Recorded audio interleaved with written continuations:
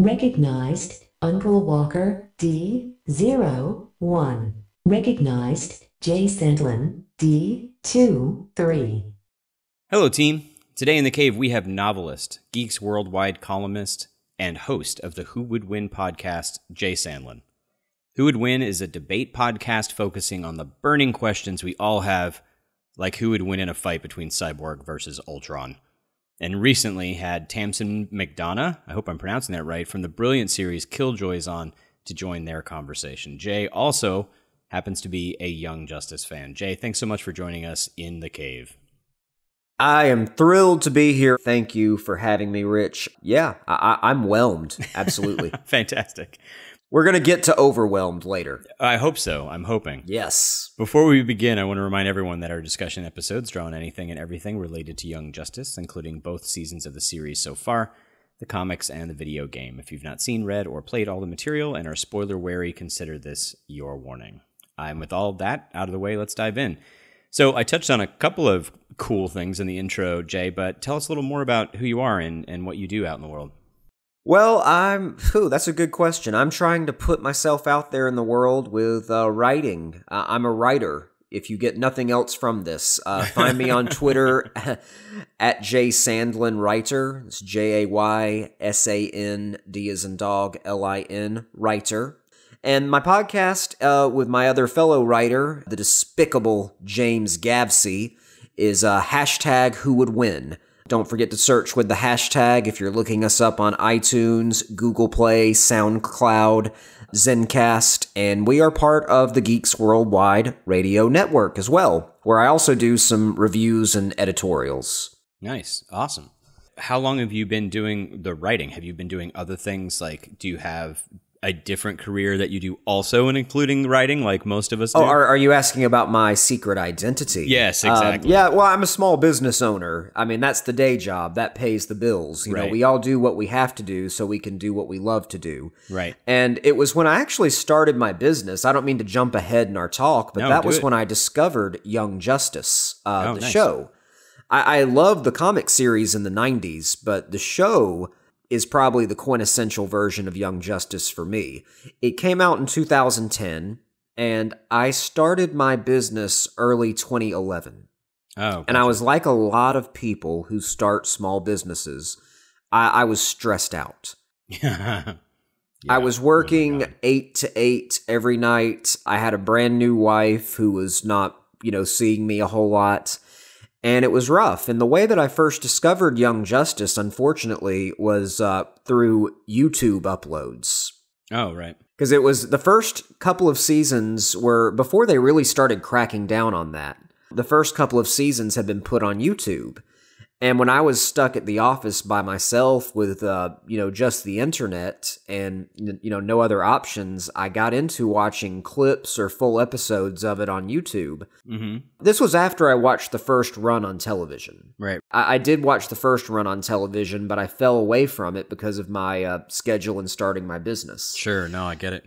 And Young Justice was an awesome escape for me when I was having to kind of toil away in the early stages of starting that business. Yeah, no, I hear you. I had my own business for 10 years as well, and I know how that goes. And a lot of my friends, here in San Diego are doing the same thing, including restaurants, which are, oh my gosh, so stressful. So anything that you can do to take a mental break so you can refresh yourself and get back to that work. I hear you. And so, yeah, that was what I was going to ask is, when did you first see Young Justice? And it sounds like you had the original run, and then you just caught little bits and pieces online after that. Yeah, I didn't start binge watching it until Netflix. I had seen the first season. I had only seen bits and pieces of the second season, and then it showed up on Netflix. And I was thrilled because I was going to, I binge watched season 1 as many times as I could. And I was waiting so long for season 2 to show up on Netflix. You remember the gap between when they uploaded it? It felt like forever. No, it was forever. It was like it was at least a year. It might have been 2 years, which was super frustrating to me because I was obviously when it showed up on Netflix, I was excited and started telling people about it. And I figured, it'd already been off the air for a couple of years, so I'm like, how long? It can't take them that long to get to season 2. I'm sure it'll be soon. And they were freaking teases. You know why they were teases? Was because they took an image from season 2 and they had that image on the preview for Young Justice. Like if you went on the internet or if you were pulling it up on your smart TV, you would see an image of Tim Drake, Arsenal, and I think Blue Beetle and Impulse that was clearly from season 2. And I would see that and think, oh my God, season 2's been uploaded. No. Sorry, that was just a tease. I don't know why they had a season 2 image. Did you see this? Do you know what I'm talking about? Yeah, I do. I do remember that. And they've switched the images quite a few times, even for like iTunes and stuff as well. So yeah, really frustrating. But then as soon as they got the season 2 up, I think that's where everything just started snowballing. I was watching it constantly. I was binge watching it. I was in the camp that thought, you know, if I can watch this enough, even if I just let it go and take a nap, right? Maybe that will get people's attention for a season 3. Yeah, well, we were right. And almost overshot in a way, because it depends on how you feel, I suppose, about the streaming service that DC is going to be putting up. Like, I think they saw that the numbers were so through the roof, they were like, oh, we want that pie instead of Netflix, and so they decided to do this other thing. Although they had already pulled, they had a deal with TNT to do the live action Titans show, and they pulled that a while ago. So they may have decided to do this digital thing way before they, decided to greenlight Young Justice. I don't know. Maybe we'll find out. I remember the TNT deal, and I remember hearing about that back in like 07, 08, because I was in college at the time and I was a theater major. Yeah. And I later changed my major, but the funny thing is I started trying to send out my resume to get cast as one of the Robins. Whichever one they picked for the Titans series, I wanted to play Robins. I've always thought I had a Dick Grayson or Tim Drake or Jason Todd look, since all their looks could almost be interchangeable. Yeah. Dark-haired Caucasian guy. Right. Yeah, that was how into it I was, because I had loved the Young Justice comics. I loved the Teen Titans, especially the 2000 runs that picked up with that new Teen Titans group, with Connell in the group. Let's actually dive into that a little bit, because, I mean, clearly, you're on Geeks Worldwide. You're in a debate podcast where you debate comics characters versus other comics characters. So, I mean, what was your experience with DC, with comics in general, that kind of stuff, before you watched Young Justice? Like, how far back does this go? All right, so this may sound blasphemous, but Marvel was my first love. No, it's not. We get that all the time on the show. Yeah, Marvel was my first love, because really in the 90s, when I started getting into it, it was Marvel that was killing it with the animated series. We had X-Men, the animated series. We had Spider-Man, the animated series. Those were the tent poles of the Marvel animated universe, and those were brilliantly done. The X-Men animated series. I've since got to become friends with the creators of that show through Twitter, and also Cal Dodd, the voice of Wolverine. We've done some podcasts together. Hope to have him on #WhoWouldWin in an upcoming episode. He also did the voice of Wolverine again for the first time in a decade for a project I wrote on Geeks Worldwide now. It's called Battle of the Claws. You can check that out. Forgive the digression, but yeah, I got into Marvel through the animated series, and that was what put it above DC for me when I started collecting the comics. Yeah. Because I was getting into comics in the worst possible time. I got into comics during the Spider-Man clone saga and the death of Superman. Oh, yeah. Excellent. Good time. They're both remembered as equally important, but also, with controversy. But the death of Superman was almost the beginning of Young Justice in a way, because that gave us a Superboy Connell version. Yep. The Metropolis kid. Yeah. The Boy of Steel.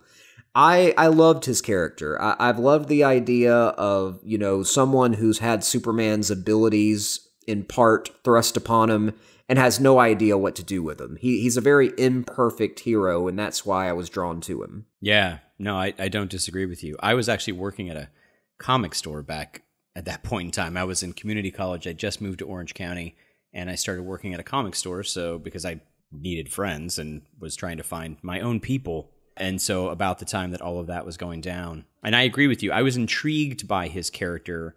This version, though, is amazing. This Young Justice version is quite the improvement or refinement, I think is a better word to say, I think, on that original character. I'm not sure they knew exactly what they wanted to do with the original one. Yeah, look at his look. Yeah, look exactly. at his look when they first introduce him. Very 90s. He's like a whirlwind of everything 90s Sharknadoed onto one character. It's totally true. They took him, you might agree or disagree, I think they took him to Young Justice back to bare bones. They did. And they did this better than the comics because New Teen Titans gave him his look with the jeans and the t-shirt first. And that was the look they chose for Young Justice. But they got into the dark side of him better because you got to think, if you're a clone left out in the world with maybe 6 months of life, you're going to have some scars to show for that. Yeah, absolutely, man. Young Justice did that better than the comics. Yeah, it's that idea that you have to live with this expectation of who you are that you can never, ever fulfill was handled so well. And character growth I wasn't expecting. Like, I've said on the show a few times, the first time I watched through Young Justice, I thought I was watching a normal animated series. So I was walking into it with the standard tropes that you normally do, like, oh, there's not going to be character growth. I mean, Superboy is going to be the angst-ridden teen brick boy the entire series. I wonder how much I'm going to like that.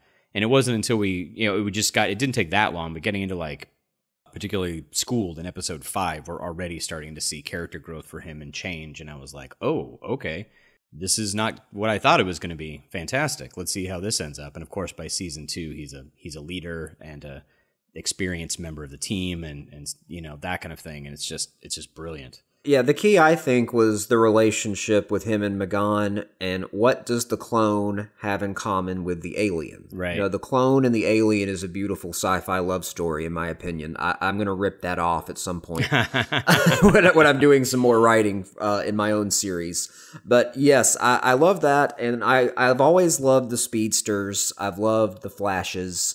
In the Young Justice comics and then New Teen Titans as well, they went with the Bart Allen because of timing. Yeah. Because we always think of the Flash as Barry, but for a lot of people, Wally West is the Flash. Barry was my Flash. And actually, I was going to say this, like, we're talking about Connor, but actually, when we started talking about having you on the show, I asked you what you wanted to talk about, and it was an immediate response of, I want to talk about the Flash family. I'm like, yes, Flash family. I am all in. So we're going to dive into a little bit of that. That's where we're going now. So Barry was my Flash growing up. His adventures with Elongated Man and with the Justice League way back in the 70s and the early 80s, before Crisis on Infinite Earths changed everything, and Barry died. And he was dead for decades. And this is the reason why the Wally West Flash is the Flash in the Justice League animated series. And we didn't know that.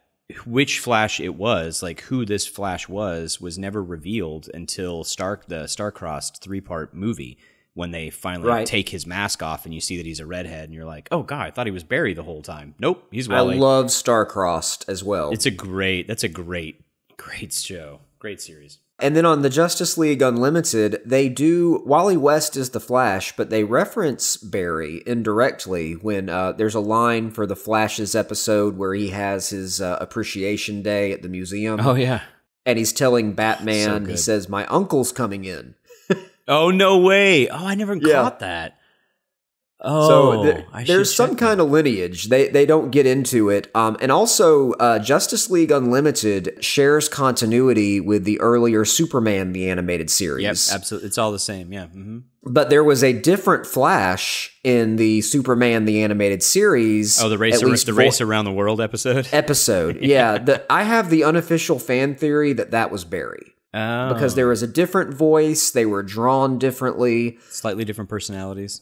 Personalities, a lot of them were similar. I will say they both had kind of the cocky, joking attitude, which was what Michael Rosenbaum brilliantly embodied when he voiced Wally West, the Flash. Yeah. I love Michael Rosenbaum.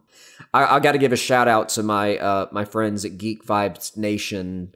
They're going to interview him on their next podcast, nice. And I will be listening to that one with interest. Nice, outstanding. That's awesome. So after Barry died, Wally took over, and I was never, I enjoyed Wally enough in the Titans, but I was like, okay, well, he's just a weaker version of Barry, and I didn't, I was in my teens when all this was happening, so I didn't get it. And it really wasn't until the Mark Waid wrote an issue of The Flash, after Wally had been Flash for a little while, the 0 Hour issue, number 0, that rebooted that series, where he goes back in time to talk to himself. He gets stuck in the time stream. He ends up at his own house. And then he remembers he had, during a family reunion, which is what was happening when he got there, that some uncle he had never seen before, or some relative he'd never seen before at this family reunion, came into his room and talked to him when he was 10. Yeah.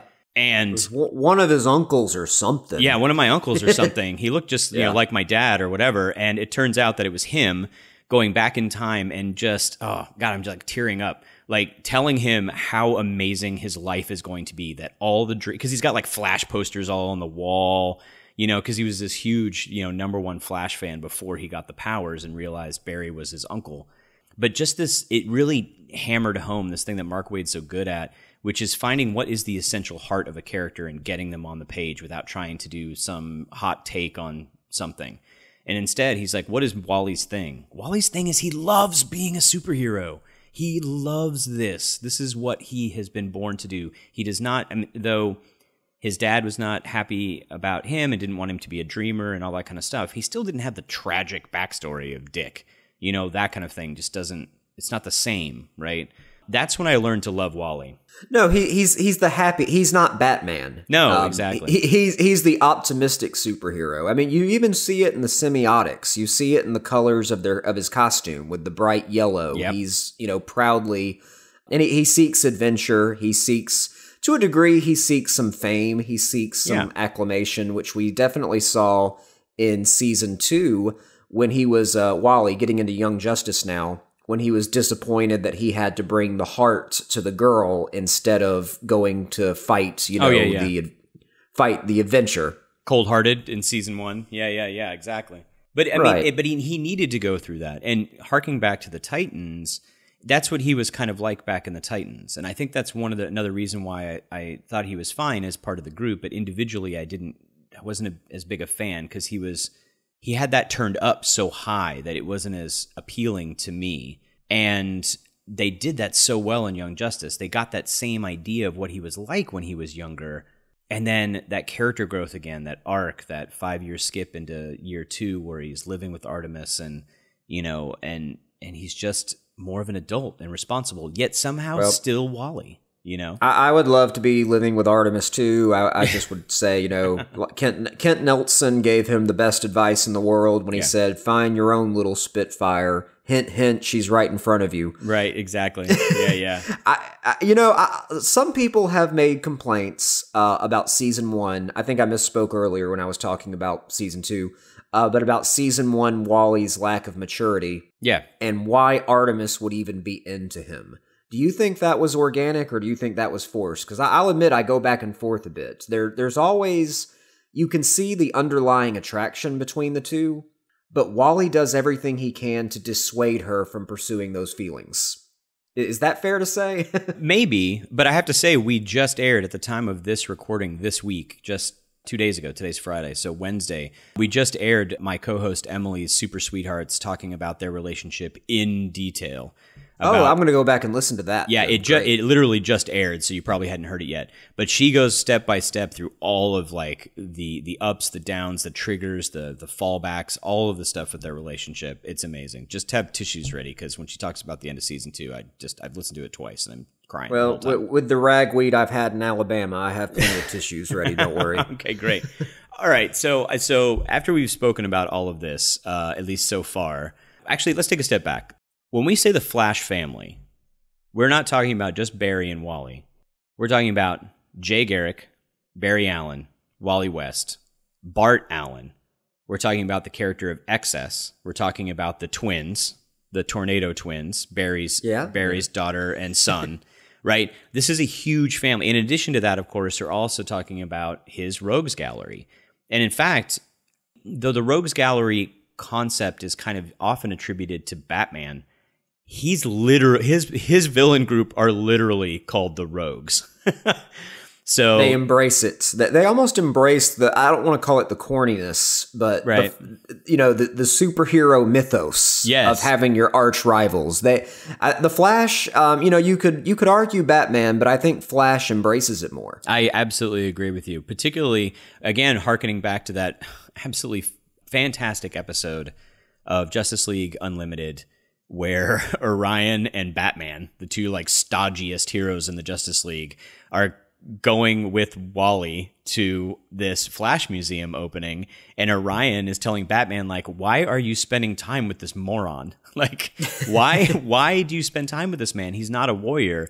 And we get to see how much Central City loves him, and running around the city and, like talking to the people and being a hero to the people, on the street, as well as fighting alien supervillains and whatnot. But in that episode, you get to see like that scene where he walks into the bar and Trickster's at the bar. And instead of Batman and Orion beating the garbage out of Trickster, he's like, guys, I got this. And he just sits down next to him and talks to him. James, you're off your meds again. I felt better. I don't need him anymore. That's not how they work. You know that. You got me again, Flash. Like he's got this interpersonal relationship with all the people around him that makes him just so good. Such a great character at heart. Right. And the Rogues don't so much, well, I don't know. I hate to go as far to say they don't hate the Flash. It's more of a professional rivalry. It's a business arrangement. But I go back to the comics when the Rogues actually, they killed Bart Allen in the comics. Oh, okay. But they didn't know that was their plan. And after it was done, they were all like, "Hey, this isn't how it was supposed to go down. We weren't supposed to actually kill him." And they blamed it was Inertia for it. Of course, Inertia was punished for that. He was turned into a statue in the Flash Museum. Okay. That was one of the Flash's darker moments. But yeah, going with the Flash family and Jay as the patriarch. Yeah.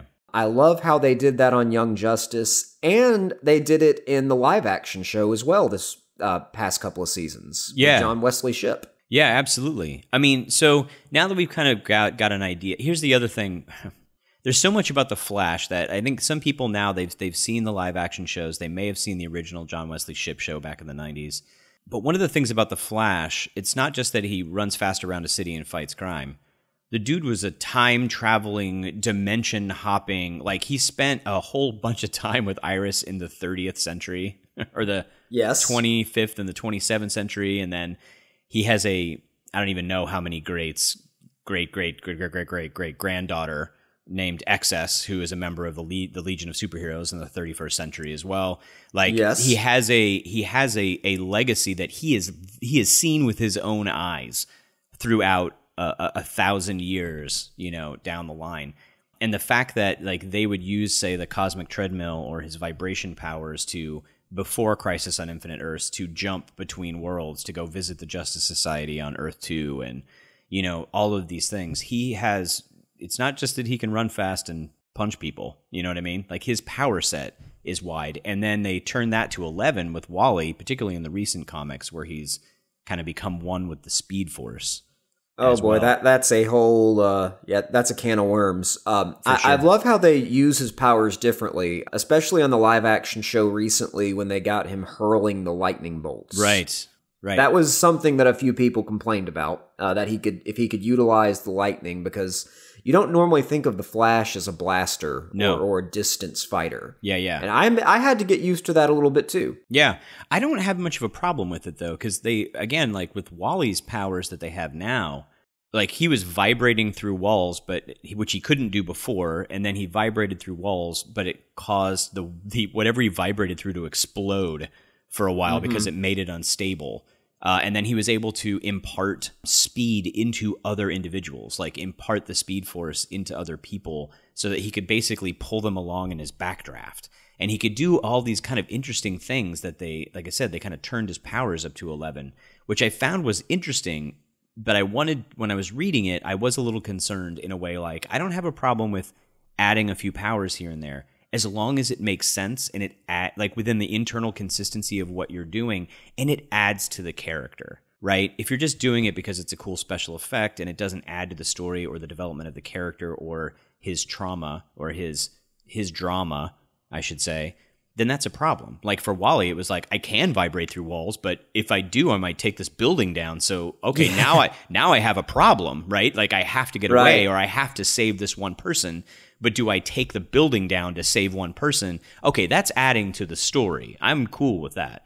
The throwing the lightning on the show, I was like, oh, okay, that's cool. But we'll see, like what they're going to do with it. You know what I mean?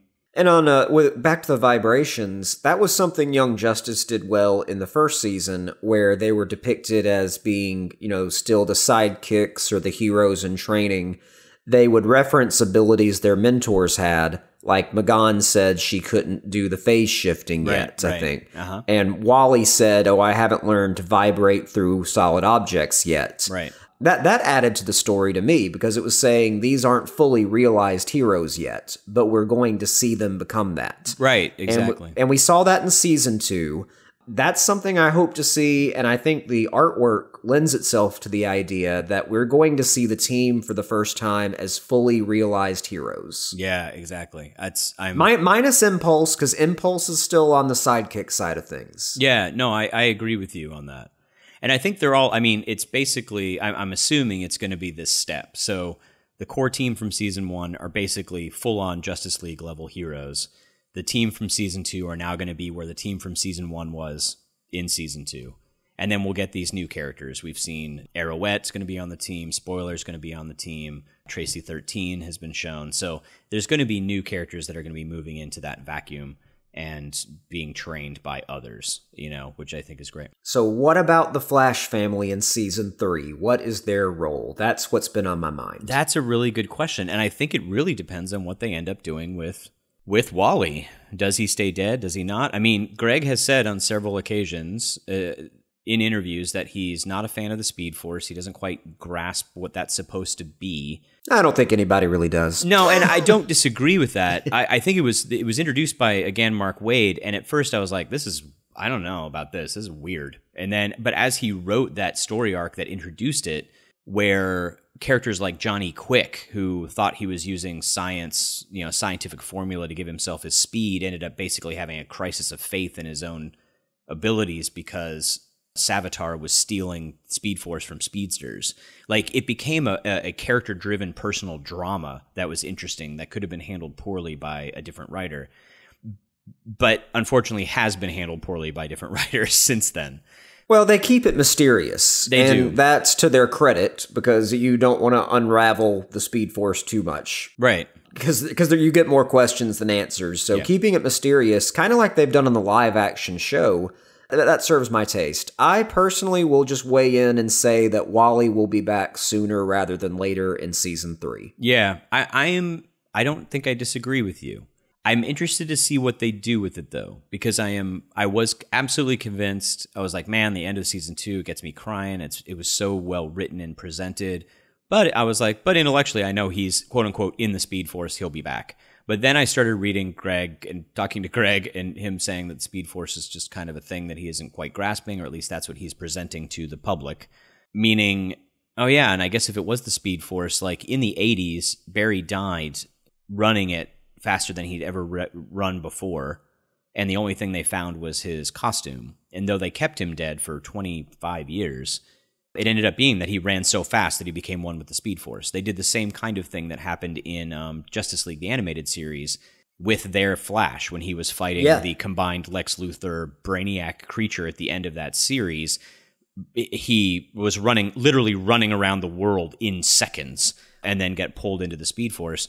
Wally was clearly the slowest runner in that scene at the end of season 2. Impulse and Flash were literally lapping him over and over and over again. That was something else. If Wally duplicated the same accident that gave Barry his powers, why is he so much slower? In my opinion, I think it's absolutely what Impulse says the whole time. It's the genetics. I don't think the template for what happened to him kind of overlaid on his genetics as well, because he's related, but he's not that related. He's not directly related. So when or if Wally returns, I'm thinking he gets a power boost. No, I agree. Yeah. And I'm also thinking he's not going to quite be the same person. He's going to be maybe kind of like the comic books where he comes back one with the Speed Force. Yeah. I like that. And I'd like it if he is. I love Wally and I love Jason voicing him. I would love to see if like with anything they do in Young Justice, there's always consequences, right? The reason why Failsafe works as a quote unquote dream episode is because it wasn't that everything restarted after that nightmare to ground zero. There were horrifying consequences to everyone for the rest of the show. And I think that's what makes the difference between these writers and showrunners for the show than other writers and showrunners for other shows, is that there are consequences that result in character growth. If Wally comes back from the dead or the Speed Force or another dimension or skipping through time or whatever he ends up doing and comes back, I want him to be changed in some way that's interesting and makes a lot of sense. But it would also be tragic because he would lose a good degree of the humanity he'd built up, especially with his relationship with Artemis. Could he still be with her if he came back one with the Speed Force? Exactly. I'm leaning towards it being difficult to impossible. I think so too. If they take it to where I would imagine it in my head, he would have a harder time relating to other people simply because of the lack of common frame of reference. Perspective on life, particularly if he's running through time and seeing things and people and, what's been happening with him and coming back, which would be extra traumatic and sad for Artemis. But then again, there's going to be quite a big time skip between season 2 and season 3. So we'll kind of see how that pans out. I think it would be really ironic if Dr. Fate pulled him out of the Speed Force. Oh, and said, yeah. Magic, do you believe in magic now? That would be fantastic. He'd explain it away. He's like, no, you just crossed the dimension with a blah, blah, blah science. Science rules. Because science. Yeah, exactly. All right, so let's take a step back just a smidge from Young Justice for a second and talk about the wider view of how Flash has been portrayed in media. How do you, you've said you're a fan of Michael Rosenbaum. I don't disagree with you. He did a fantastic job. John Wesley Shipp, the 90s live action series, I actually was on that set. I got a chance to go visit that set and see the show while it was being filmed. It was awesome, and I loved that show back in the day. Of course, Grant Gustin now doing the current live action, and then Young Justice. Like, how do you feel about all of these different interpretations in general, even in relation to each other? All right, let me start at the beginning. Live action interpretation with the Flash series was a big step forward. It was cut off too soon. I'm talking about John Wesley Shipp's I agree show. with you. Yeah, it was good. Cut off too soon. I discovered it on VHS after picking it up in Blockbuster. And I was not aware that this had been a TV show. This was after it had been canceled for a while. Oh, no. But they had the VHS tapes as collections at Blockbuster. I thought I was seeing a movie. And I'm like, oh, I didn't know they made a Flash movie. So I rent the VHSs, and I thought they were a series of movies, and I'm watching them, and I'm like, this is a strange movie. This is like a TV show. I was watching the Trickster episodes with Mark Hamill. Oh, yeah. Fantastic. You gotta love those. Mark Hamill was brilliant. He was playing a proto-Joker character of what he would do with the Joker character on the animated series Batman. Yeah. He also, so I loved it. It introduced some ideas like, he was learning how to be the Flash. He was learning how to vibrate his molecules. But ultimately, I don't think the technology was there to make a satisfactory Flash show. Yeah, it's tough. It doesn't age well. Yeah, I don't disagree with you. I did think that they did some fun and interesting takes, like things like in the comics where he would like run around his apartment and clean up his apartment really quickly. And they did a scene like that in the show where somebody was coming over to the house, whoever his love interest was, I think, and he ran around the house trying to clean it up, and then he stopped running, and there's just stuff flying through the air because he's basically made a giant tornado. And you don't think that some other shows borrowed from this? Like maybe Smallville, perhaps? Oh, but did they? Yeah, probably. Yeah, I would probably. imagine. Yeah. Basically like the hero trying to live the domestic life. I will say one thing I did not like about the original Flash live-action series was that the costume was based on a scuba suit. Yeah. I don't like that idea because the Flash's suit should be specially designed for the high-speed running. It shouldn't be based on diving into the ocean. And I don't like to think that anybody with a scuba suit could use it to make a Flash suit. Yeah. And I think, again, it harkens back to the time and the technology, like you're saying. Like, that was the era when they were trying to make Batman suits where Batman could even turn his head, which they couldn't manage to do. You know what I mean? So they were like, okay, we're going to give these, muscled up looking costumes, and that's one of the things that I actually like. I really like Grant Gustin's costume. And actually, you brought up another point that I forgot about. There are Flash interpretations on Smallville as well.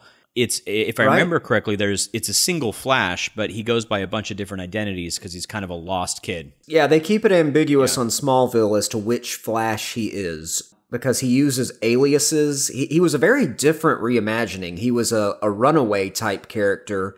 It was almost like a Catch Me If You Can kind of story. Right. Which I liked. And he was using the aliases Jay Garrick, Barry Allen, Wally West. Bart Allen. So yeah.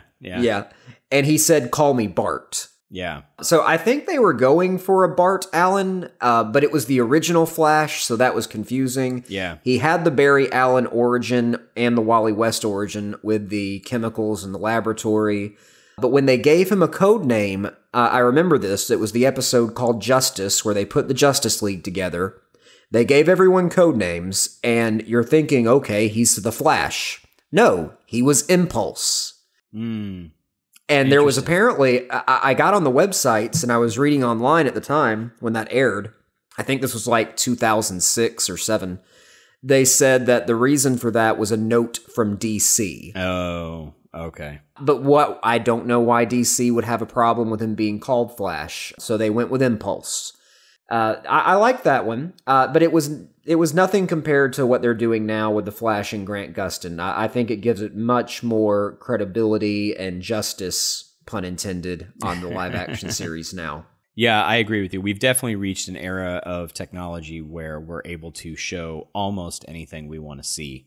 And with superheroes, the movies and the shows starting way back with the X-Men live action movie and that kind of thing has just changed the way that movies and TV shows are presented. To look at this and see the level of effects that they put into this that we don't really think about anymore for a TV show would have been outrageously expensive and obviously impossible, depending on how far back you go, for even a movie budget. Right. I thought that in the most recent season of The Flash, when they had Killer Frost straight up do the ice slide throughout the city. Right. And I was watching that. I'm like, this looks legit. Like, I'm not laughing at this. Right. I know some people made fun of it because it was so, it was a big feat of power. And I'm like, I'm getting this on a cable show. That's impressive. Yeah. But I think there's another element. I think it's also in our storytelling. I have the idea that we were afraid, or maybe studios were afraid, I don't know why. There was a fear about showing fully realized heroes. And it may be due to the technology, but I call it like the Smallville effect or the Batman Begins effect, where we were obsessed with the origins and hinting at the fully realized form of the hero. And we've gotten away from that now because we're so saturated on origin stories. Yeah. I mean, if Martha Wayne falls down in the alley and loses her pearls one more time on screen, I'm going to want to shoot her myself. I mean, come on. Yeah. No, I hear what you're saying. And I've talked about this with a lot of my geek friends about the whole origin story thing.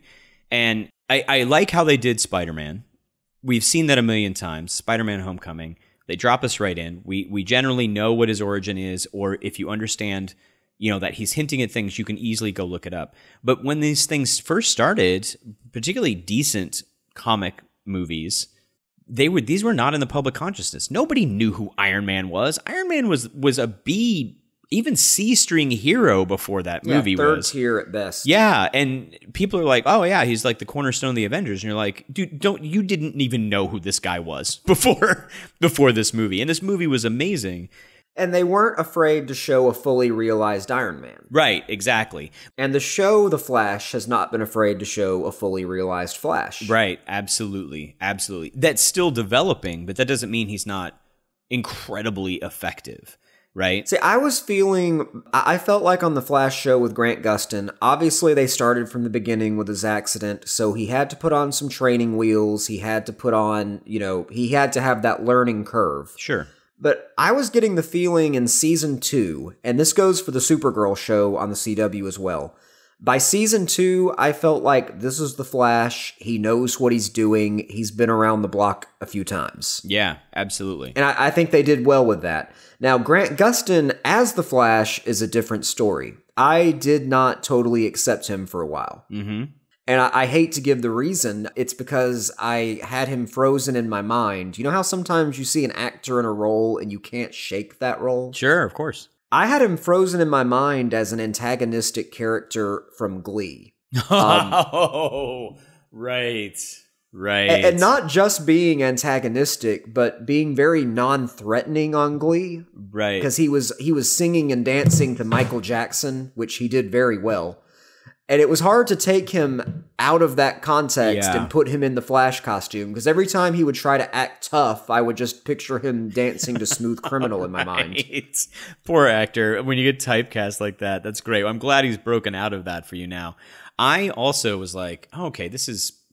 When he first appeared on Arrow, I was ecstatic, because I was like, oh, it's Barry. Great, let's start with Barry. I'm happy about that. He's a little young.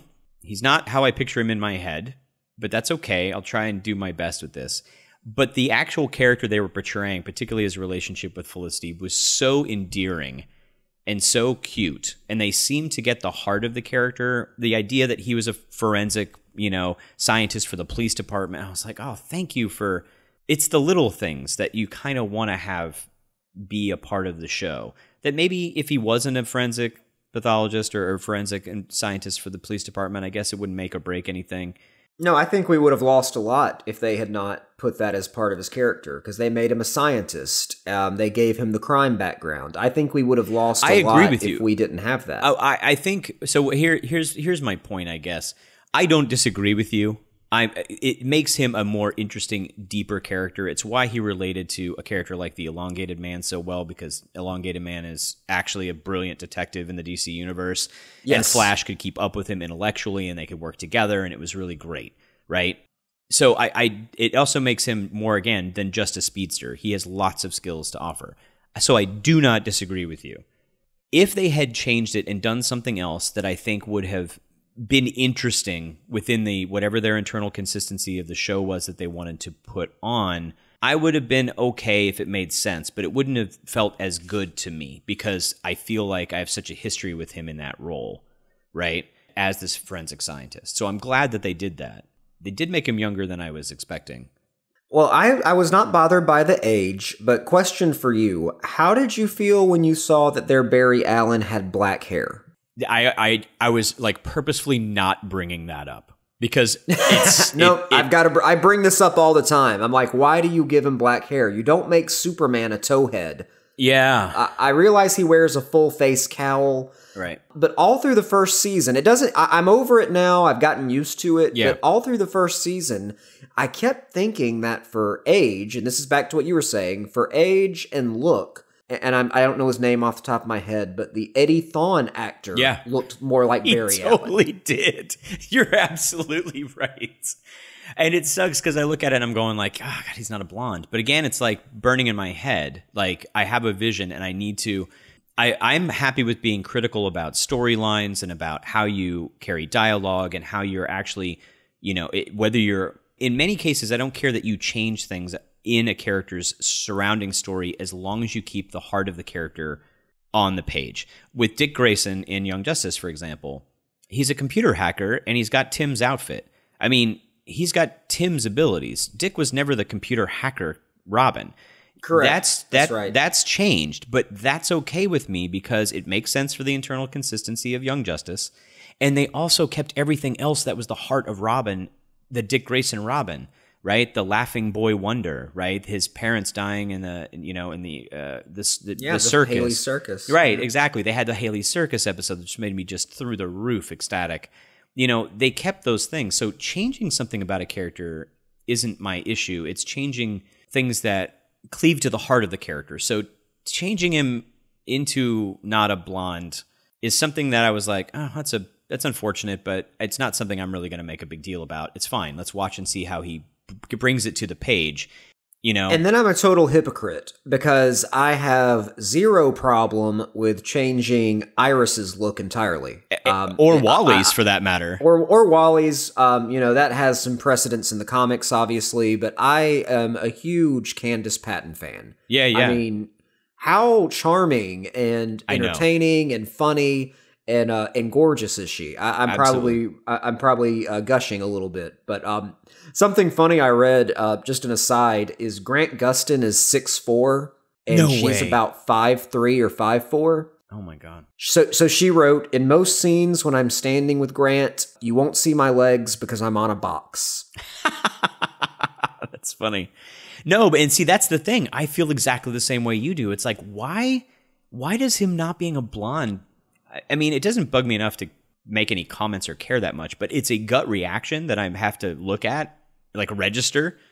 Well, and it wasn't just that. And then they put him right next to another leading man who is a blonde.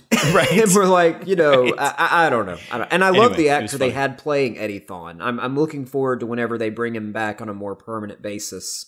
He got to show up in the Speed Force, and I liked that. I know in the comics he's part of the Flash family as Cobalt Blue, right? I'm not sure. You would be the expert on that for me. I'm not sure about that. I'd have to look that up. I kept thinking that he was going to be Zoom in some form. Yeah, that it was going to be Eddie. I think that he will come back at some point. He was tossed around as a possibility for Savitar, which turned out to be the future Flash. They did that a little better in comics, in my opinion, but it was good. I liked it. John Wesley Shipp, though, we getting back to him as Jay Garrick was the stroke of genius for me.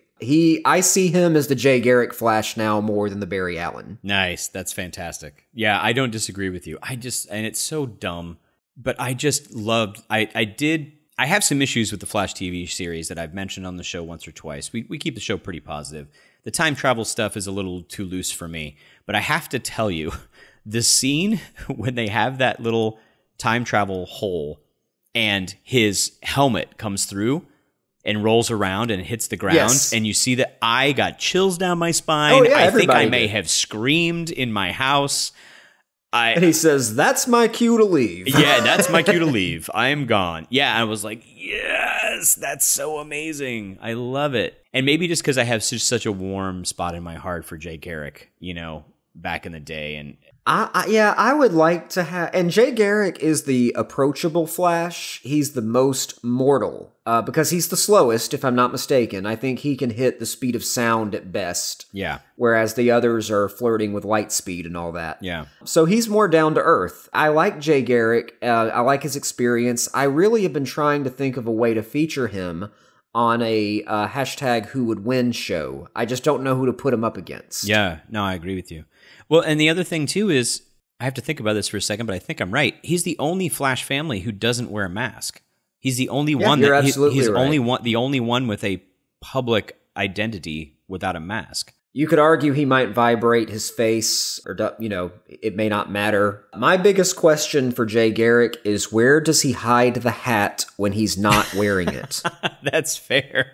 Because the rest of his costume is just like a tucked-in T-shirt and some pants. Yeah, is he? I think he might be splitting a sublet on a pocket dimension with Alan Scott for his power battery. Yes. Let's go with that. That is my absolute headcanon now. That's fantastic. Oh, God.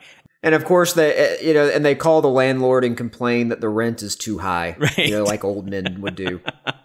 Like, back in my day, you know what we paid for a sublet on these pocket dimensions? Back in the 40s.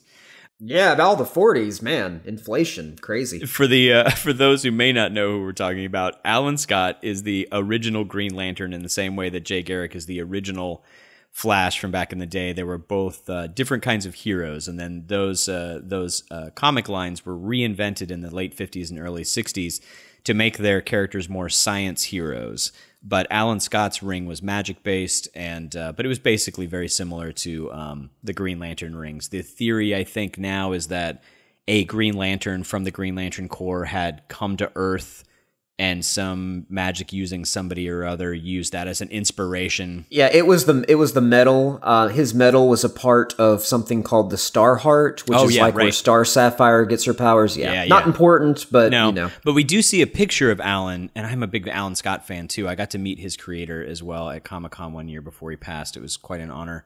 We do get a picture of him because there is a picture of the Justice Society in Young Justice in season 1, if I remember correctly. It's got Sandman and Alan Scott and Red Tornado being shown as part of the original Justice Society and that kind of thing. They're welcoming Red Tornado to the team. I think Wildcat's in the background. Yep, that's right. You're absolutely right. Yeah. He is in that. He's front and center for that picture. I think he's the one shaking hands with Tornado. I think. Yeah. What was he the leader of the Justice Society?